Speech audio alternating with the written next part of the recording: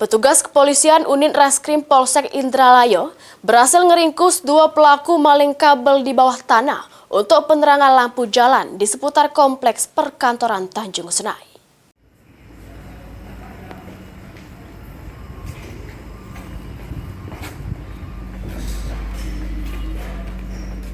Inilah RF Samo AF, 2 pelaku spesialis maling kabel bawah tanah untuk penerangan lampu jalan di sekitar kompleks perkantoran Tanjung Senai, Indralayo, Ogan Ilir.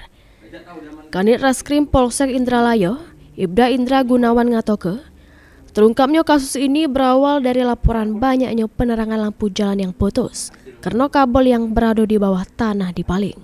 Dari penyelidikan, petugas dapat kedua pelaku yang lagi maling kabel bawah tanah dengan cara dicangkol kemudian dipotong.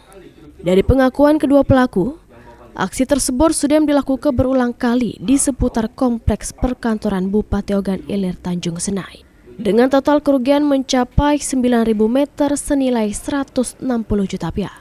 Guna mempertanggungjawabkan perbuatannya, kedua tersangka dijerat dengan pasal 363 KUHP dengan ancaman hukuman 7 tahun penjara.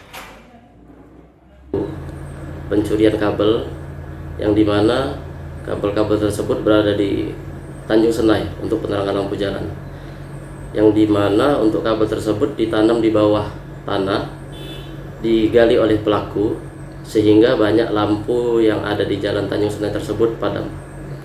Tersangka berinisial RF dan AP.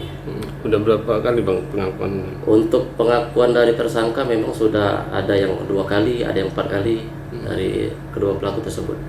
Dan memang untuk kerugian dari Pemda untuk kabel yang hilang tersebut kurang lebih sudah sebanyak 9.000 meter. Ahmad Romawi, PAL TV.